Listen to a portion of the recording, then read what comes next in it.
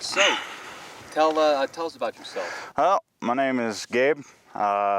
I work as a fleet mechanic up at North Star, California. So working on the buses and trucks. I'm 22 years old, and I'm a huge freaking nerd, and I love these things. Working on buses, cars, and trucks for your job, why did you choose to drive a car that is 30 years old, built in the Clinton administration? Well, in complete honesty, it's just the brutal simplicity of it. It came from a time when designs didn't insist upon themselves. You know, every car wasn't trying to look as manly or angry as possible. It was just basic two-box design.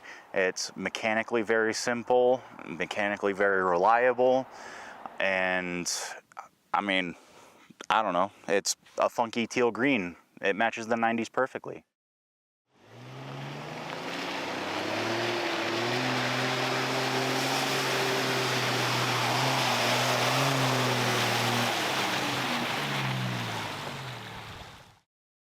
And I gotta ask, out of all other SUVs from the era, what made you land on a Cherokee XJ? Well, I wanted something with a solid front axle. That was my biggest thing. You have two different types of suspension in off-roading. You have your independent front suspension, which each wheel moves independently from one another. It's better for high-speed stuff, but not the best for durability and simplicity. Solid axle is better for slow speed, more rock crawling type of terrain where the axles can articulate side to side and maintain constant grip on the road. And it was between this and an 80 series Land Cruiser. I landed on this because it was cheaper, it was teal, and honestly, I think it looks slightly better. Comparing the car that you have now, or even any other car from the era, because a lot of them do have a lot in common. Yes, there are differences in terms of suspension and design, but comparing a sport utility vehicle from the 1990s and comparing it to a sport utility vehicle that I can go out and buy brand new today, what would be the main differences in mechanics, the way how they drive, and any other nuances or improvements or drawbacks that a new SUV has compared to a one of this vintage? Well, funny enough, actually, a Cherokee is kind of the modern, or it's the predecessor to the equivalent of the modern crossover SUV.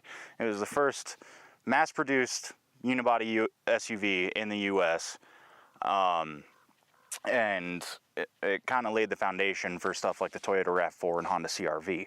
That being said, it is still technically speaking, from 1984, and so the noise, vibration, and harshness is a lot worse. The fuel economy is not entirely a priority because it is from a time when gas was 98 cents a gallon, and in all honesty, it's just a lot less,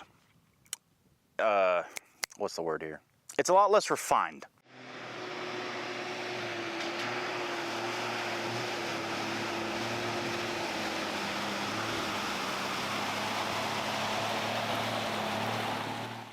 I feel like this is just a lot more pure of a driving experience. With Broncos, Raptors, all those things, you have traction control, ABS, stability control that can sometimes hamper how the vehicle performs on a trail, whereas this is as simple as pointing it, shooting it, and if you press the accelerator, it'll go. If you press the brake, it'll stop.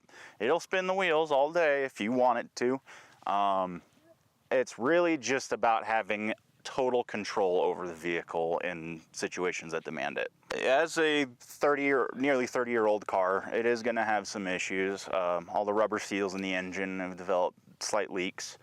It's a little iffy finding aftermarket parts because companies nowadays, as far as my experience goes, tend to cheapen out the parts a little bit. They reduce costs as much as possible and give people a part that isn't quite as good as it could be from the factory if it was engineered. Oh, got some dirt bikers. Nice. Yeah.